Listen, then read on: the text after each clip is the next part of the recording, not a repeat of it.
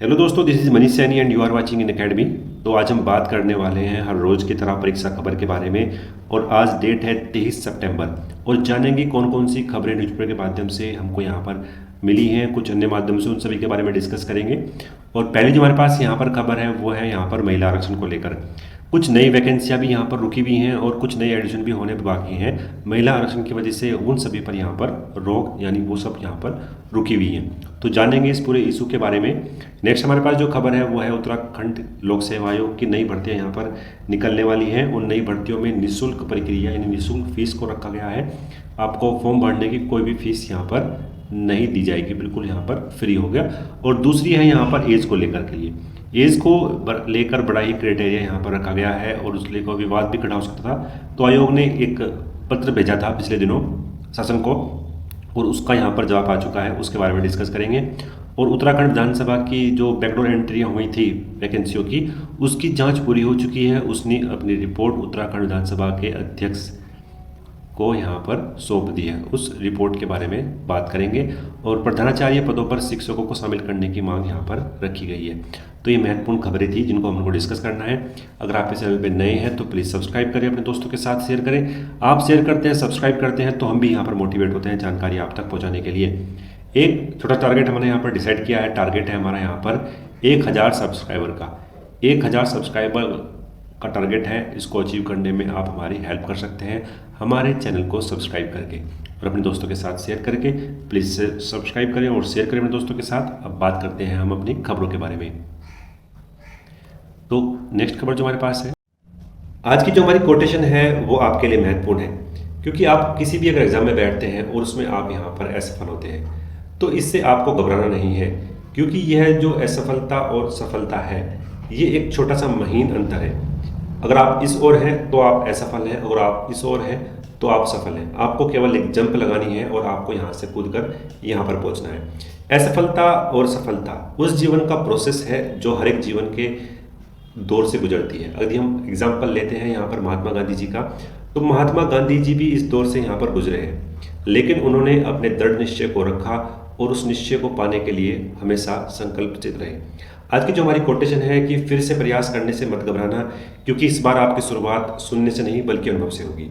यानी जो आपने अचीवमेंट प्राप्त की है वो शून्य नहीं है, वो पिछले आपके प्रयास से अधिक महत्वपूर्ण है, क्योंकि आपने उसके लिए प्रयास किया, आपने उसके लिए मेहनत करी। तो कहीं ना कहीं आपने यहाँ पर एक्सपीरियंस भी गेन किया होगा, अनुभव भी गेन किया होगा, और यही अनुभव, यही एक्सपीरियंस आपको सफलता के नज़दीक ले जा सकता है।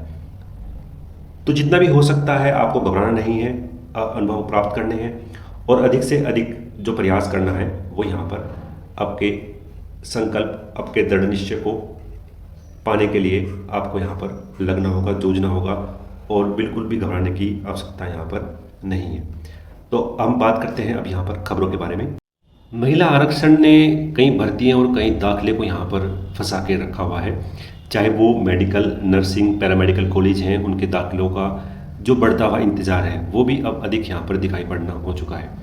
2006 के प्रादेशिक जो प्रदेश के जो शासनादेश थे उसमें 30% आरक्षण की व्यवस्था की गई थी यहाँ पर महिलाओं के लिए।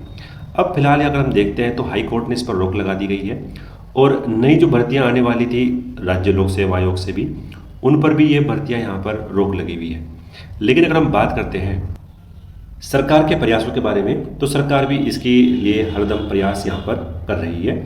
उत्तराखंड की जो महिलाएं हैं वो हर एक नौकरी में 30% आरक्षण यहाँ पर प्राप्त करती हैं।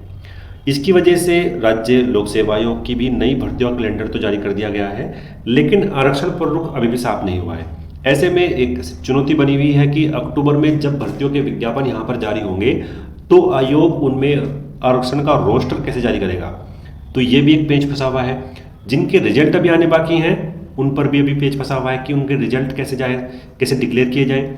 और उत्तराखंड चिकित्सा सेवा चयन बोर्ड की जो असिस्टेंट प्रोफेसर और मेडिकल कॉलेज में अन्य स्टाफ हैं उनकी भर्तियां भी यहाँ पर लटकी हुई हैं। तो अगर सरकार ने इस मामले में सुप्रीम कोर्ट में विशेष अनुमति याचिका दायर करने की तैयारी तो की है, लेकिन इसका इंतजार अभी लंबा है। सरकार अभी इस पर विचार में उलझी हुई है कि वह पहले याचिका दायर करे या पहले अध्यादेश को जारी करे। तो ये यहाँ पर देखना पड़ेगा सरकार यहाँ पर क्या रुख अपनाती है।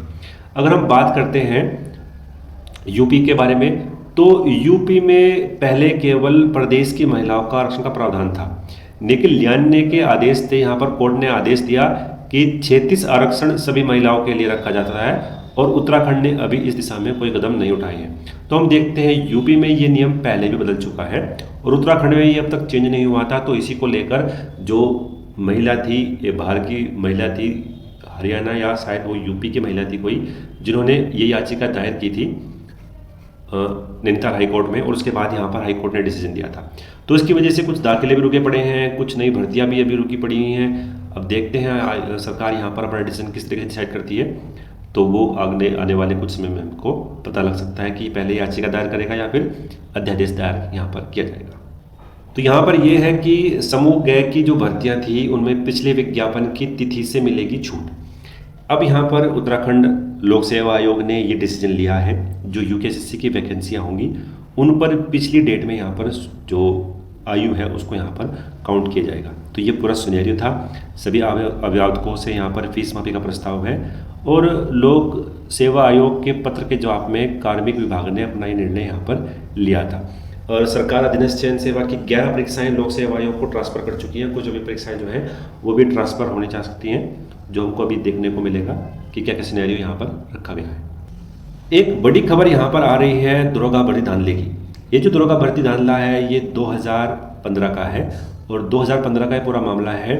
एसटीएफ ने जो रिपोर्ट सौंपी थी उसमें 15 दरोगाओं के नामों की सूची है और मुकदमे के दायर करने के तुरंत बाद ही यहाँ पर दरोगा की गिरफ्तारी हो सकती है।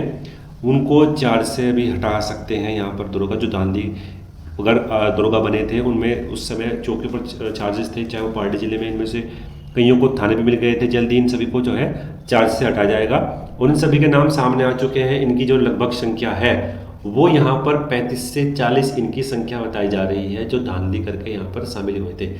ये कई महत्वपूर्ण यूनिट में भी यहाँ पर तैनात है। तो यह पूरा सिनेरियो है 2015 वाले बैच की एसआई को लेकर। तो अब देखते हैं यहाँ पर क्या डिसीजन आने वाला है गवर्नमेंट का, उस पर हमारी पैनी नज़र यहाँ पर होगी। बात करते हैं यहाँ पर प्रधानाचार्य पदों पर शिक्षकों को शामिल करने की मांग है और प्रधानाचार्य के जो 50% पद हैं वो प्राथमिक शिक्षकों को परीक्षा प्रक्रिया में शामिल करने की मांग यहाँ पर प्राथमिक शिक्षक संगठन के द्वारा उठाई गई है और कहा गया है कि भर्ती प्रक्रिया में प्राथमिक स्कूलों के योग्य शिक्षकों को इसमें शामिल किया जाए।